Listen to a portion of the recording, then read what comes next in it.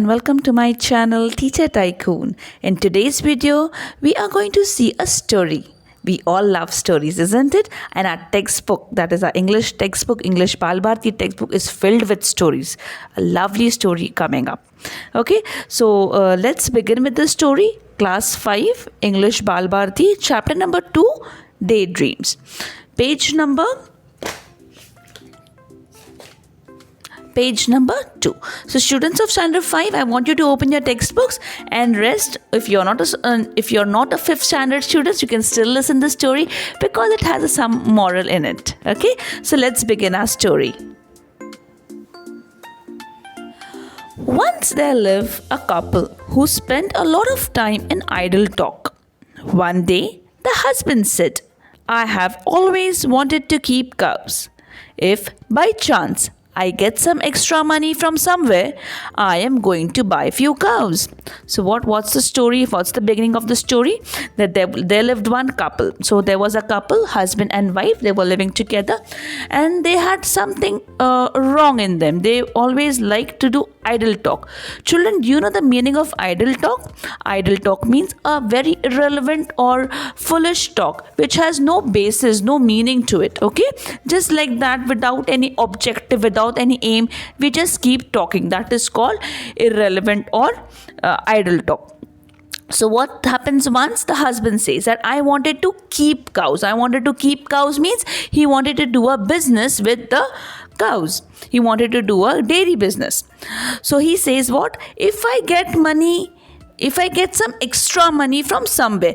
Children, do we get any extra money from somewhere? Is it correct? No, it is completely wrong. We never get some extra money. We have to earn and we have to work very hard to get some money.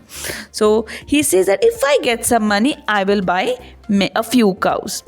So let's see what happens further.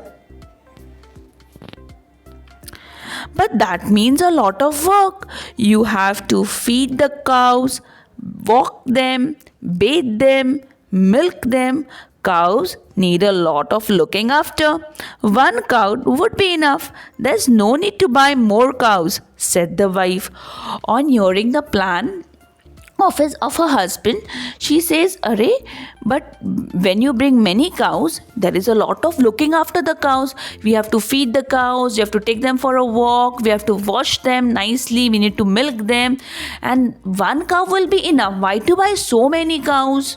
She gives her opinion on his business. "But think of all the milk we will get if we buy more." So the husband said that you should think about the milk that we are going to get out of so much of the cows. "That's true." The wife agreed. She says, "Yes, ye baat to sahi hai. There will be so much of milk that we can even have plenty of dahi and butter and ghee." So she's planning in her mind that with so much of milk, she will be having dahi. Dahi means curd. We all love curd, right? We have Amul curd or Chitle curd, or so many curds are there available. So she's going to make curd out of the milk. Okay, so she's saying if there is a lot of milk, I will be making curd, dahi, or I will be making butter or ghee. Children, can you all type in the comment section what is ghee called in English? Let me see if you can do that. Ghee, okay? It'd be lovely. How lucky that I have all these earthen pots kept aside. Children, do you know the meaning of earthen pots? Earthen pots are the pots made of mud or clay, okay? So those are the earthen pots. So she says, I am so lucky that I have the earthen pots with me. Now she's planning what to do with those earthen pots. I will use one of the pot for milk, one for dahi, and one for butter. So she says one I'll use for milk, one for dahi, one for butter. Ghee I will put in another jar. I will use the remaining pot to send milk to my sister. So she has made her whole plan. Children, before we go further, I want you to answer me this. Do they have any money? No. Do they have the cows? No. Do they are they looking after the cows? No. Do they have milk? No. Do they have the earthen pots? Yes, they have the earthen pots, but they don't have anything else. They don't have dahi, ghee or butter, nothing they have.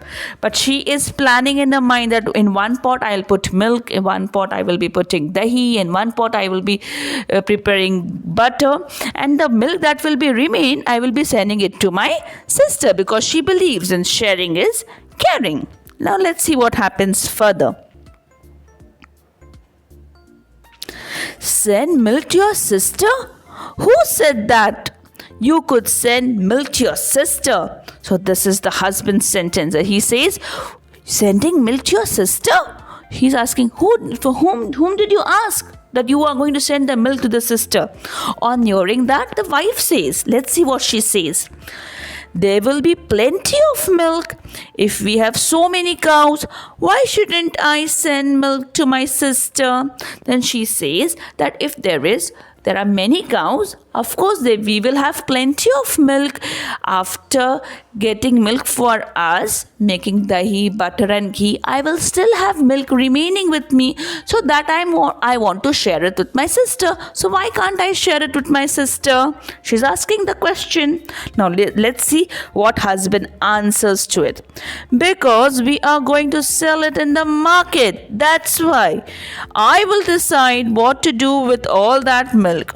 Not a drop of it goes to your sister. Remember. So now they are into an argument. See, the husband says that all the plenty milk I am planning to sell it in the market, and all the money I will get, and you are not going to plan anything. I am going to plan. I will be planning what has to be done with the milk. It's not you. And he also warns her, you have to remember that. On hearing this, the wife also gets angry, and let's see what she says on that. I will see how you can stop me from sending a pot full of milk to my dear sister.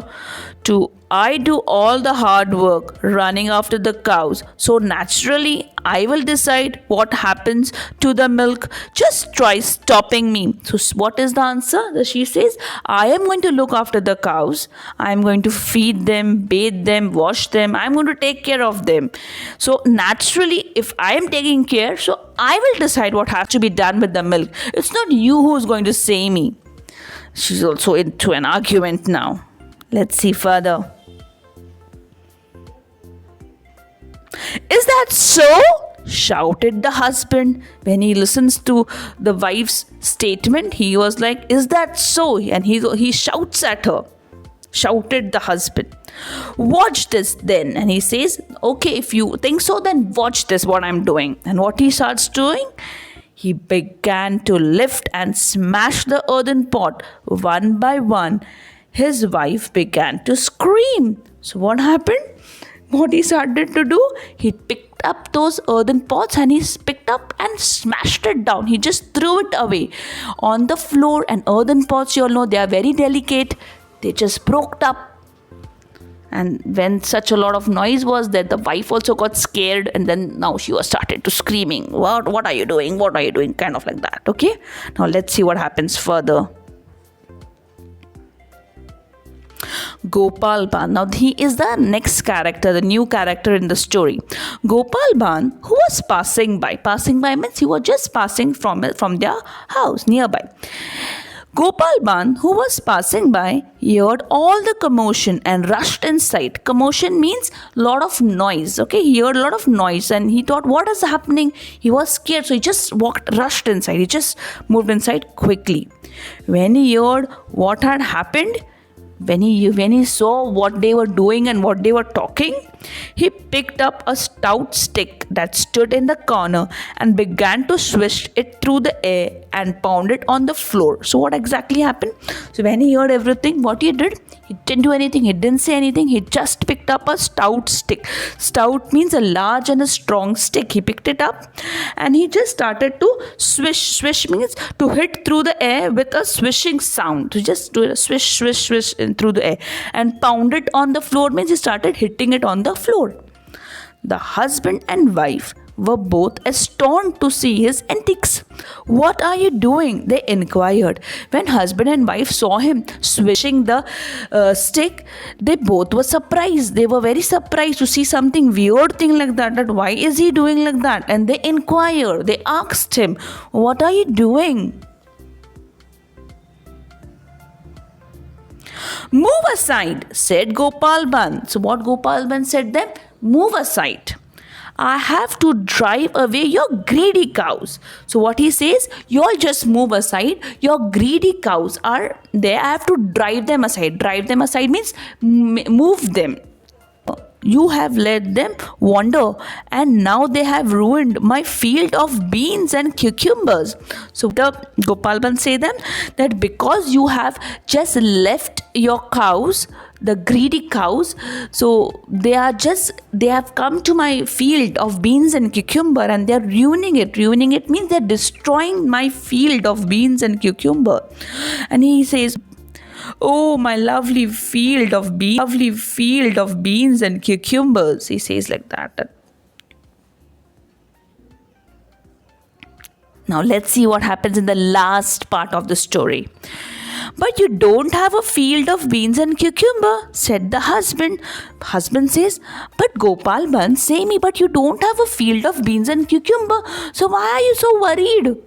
As soon as he said that, Gopalban stopped wielding the stick and looked at him with a raised eyebrow. So what happened? As soon as he stopped, when he said this, when he heard that you don't have a field of bean and cucumber, Gopalban stopped his swishing his stick in the air, and he just looked at the couple with a raised eyebrow. In the screen right now you can see an emoji, and you can see that raised eyebrow. So that is called raised eyebrow. Okay, the husband and wife understood what he was trying to tell them. So with this raised eyebrow, the husband and wife clearly understood that what he wanted to say them, that he only wanted to say what, children? That you don't have milk, you don't have money, you don't have cows, so why are you breaking the earthen pots for no reason? Can you tell what he wanted to say? Just now I told you the reason. He made them realize their foolishness, isn't it? So this was a small story. So who are the main characters of the story? The husband, wife, and Gopalban. And can you say me the problem of the story? The problem was that they had a bad habit of idle talking. But Gopalban, can you tell me what he wanted to say? So I think I have really explained you the lesson. Now we will just see what moral we can put for this lesson. So let's see the moral.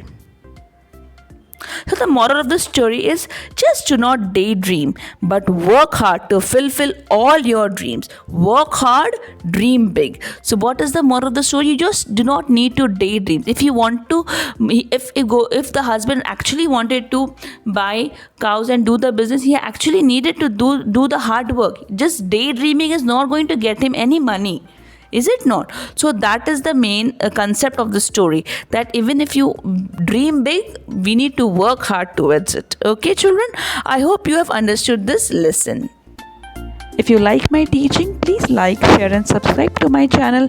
Till then, be home, be safe. Bye-bye.